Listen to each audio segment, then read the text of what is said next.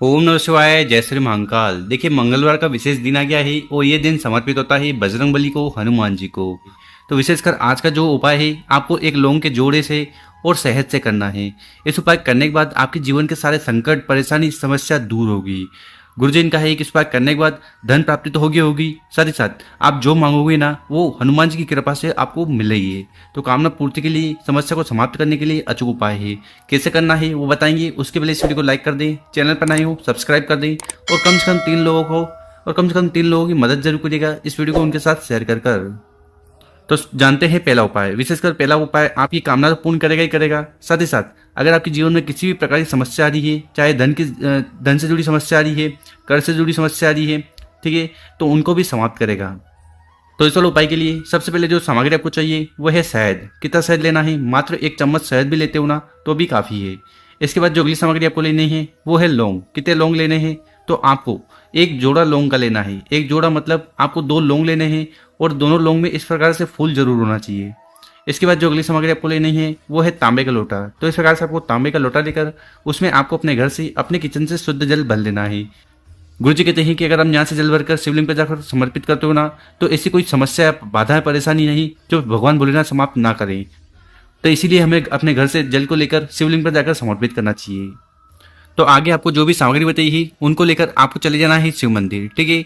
आप चाहो तो ये उपाय सुबह कर सकते हो, समय मिले तो शाम को कर सकते हो। तो समय की किसी भी प्रकार की पाबंदी नहीं है।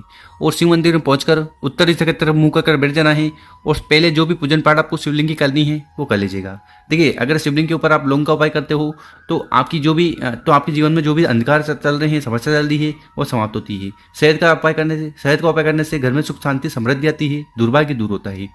तो चलो उपाय में सबसे पहले आपको करना क्या है कि आपके पास जो तांबे का लोटा है ना, उस तांबे के लोटे को उठाना है। ओम नमः शिवाय श्री शिवानस्तुभ्यम मंत्रों का जाप करते हुए एक तांबे के लोटे के जल को आपको शिवलिंग के ऊपर समर्पित कर देना है।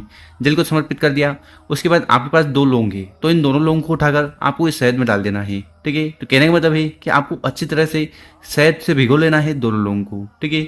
शहद से भिगो लिया, फिर उन दोनों लौंग को उठाना है, अपने हाथ में रखना है और आपको भगवान भोलेनाथ से प्रार्थना करना है कि आपके जीवन में जो भी समस्या आ रही है, चाहे कर्ज से जुड़ी समस्या आ रही है, धन से जुड़ी समस्या आ रही है, उन्हें समाप्त करें।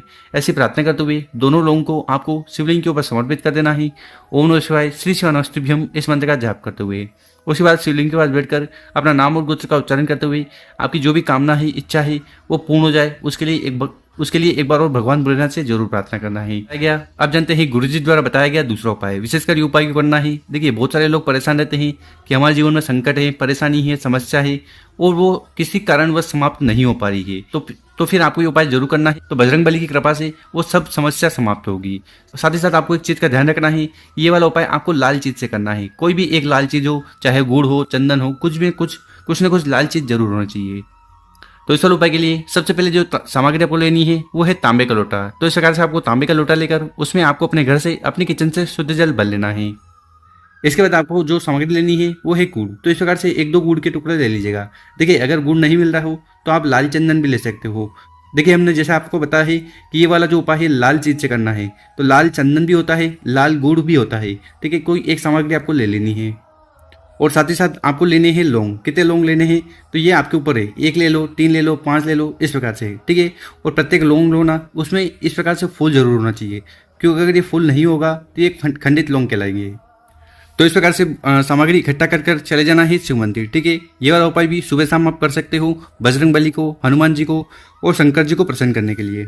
और शिव मंदिर में पहुंचकर जो भी पूजा अर्चना आपको शिवलिंग के पहले करनी है वो कर लीजिएगा। फिर उत्तर दिशा की तरफ मुंह कर बैठ जाना है। देखिए, गुरु जी कहते हैं कि अगर आप शिव मंदिर जा रहे हो और शिव मंदिर में भीड़ नहीं है, ठीक है, तो फिर आपको अपना जो चेहरा है वो उत्तर दिशा की तरफ ही रखना चाहिए। तो इस उपाय में आपको करना क्या है, सबसे पहले आपके पास जो तांबे का लोटा है ना, उस तांबे के लोटे को उठाना है। थोड़ा जल आपको समर्पित करना है गणेश जी के स्थान पर। ओम गणेशाय नमः, ओम गणेशाय नमः इस मंत्र का जाप करते हुए उनसे प्रार्थना करना है कि हे विघ्नहर्ता, मेरे जीवन के साथ दुख, परेशानी, समस्या समाप्त करें। उसके बाद थोड़ा जल आपको समर्पित करना है माता अशोक सुंदरी वाली जगह पर। देखिए, ये जो माता अशोक सुंदरी जी है ना, ये शिव जी की सबसे छोटी और प्यारी पुत्री है। तो इनसे अगर आप कोई प्रार्थना करते हो ना, वो भगवान भोलेनाथ बहुत जल्दी सुनते हैं। उसके बाद थोड़ा जल आपको समर्पित करना है भगवान कार्तिकेय जी के स्थान पर, ठीक है। उसके बाद थोड़ा जल आपको समर्पित करना है माता के हस्त कमल पर। तो इस प्रकार से आपको 4 जगह जल को समर्पित कर देना है। उसके बाद उस जल के लोटे में थोड़ा जल आपको बचाना है और उस जल के लोटे को साइड में रख देना है। साइड में रख लिया, उसके बाद हमने आपको जो भी सामग्री बताई है, चाहे गुड़ हो, लाल चंदन हो, जो भी सामग्री आपके पास उपस्थित हो, अवेलेबल हो, उस सामग्री को उठाना है और जो थोड़ा जल आपने बचाया था उस जल के लोटे में उस गुड़ को डाल देना है। ठीक इसी प्रकार से आपके पास जो एक लौंग है उसको उठाना है और उसको भी आपको उस जल के लोटे में डाल देना है। ठीक है, और इस प्रकार से जल का लोटा तैयार कर लेना। उसके बाद उस जल के लोटे को उठाना है और मात्र को पूरा पूरा जल आपको शिवलिंग के ऊपर समर्पित कर देना है। ओम नमः शिवाय श्री शिव नमस्तुभ्यम इस मंत्र का जाप करते हुए जल समर्पित कर दिया। ये जल बहता हुआ जलाधार की तरफ से नीचे आएगा। यहाँ पर इस जल को इकट्ठा कर कर आपको अपने कंठ, मस्तक और नैनों पर लगाना है। उसके बाद आपको शिवलिंग के पास बैठ जाना है। भगवान भोलेनाथ से प्रार्थना करना है कि आपके जीवन में जो भी दुख, परेशानी, समस्या है, बाधा है, उन्हें समाप्त करें। घर में सुख, शांति, समृद्धि और ऐश्वर्य की प्राप्ति कराएं और कामना पूर्ण करें। तो ऐसी प्रार्थना करते हुए आपको विशेषकर दूसरा वाला उपाय जरूर करना है। अब जानते हैं गुरु जी द्वारा बताया गया तीसरा उपाय। विशेषकर ये उपाय क्यों करना है, तो इस उपाय करने के बाद आपके कर्ज समाप्त होंगे, साथ ही साथ जो लक्ष्मी से जुड़ी समस्या है वो समाप्त होगी। अगर आपकी कोई कामना है विवाह को लेकर वो पूर्ण होगी, या अगर आपको ऐसा लगता है कि आपके जीवन में मंगल दोष है और मंगल दोष के कारण कुछ भी जीवन में अच्छा नहीं चल रहा है, ठीक है, कुछ ना कुछ परेशानी बनी रहती है, तो ऐसी कौन सी भी झंझट अगर जीवन में है ना, तो फिर ये उपाय करने से नहीं चुकना है। तो इस वाले उपाय के लिए सबसे पहले जो सामग्री आपको चाहिए वो है लाल चंदन। कितना चंदन चाहिए, मात्र 1 चम्मच भी लेते हो ना तो भी काफ़ी है। इसके बाद जो अगली सामग्री आपको लेनी है वो है तांबे का लोटा। तो उसके बाद आपको तांबे का लोटा लेकर उसमें आपको अपने घर से, अपने किचन से शुद्ध जल भर लेना है।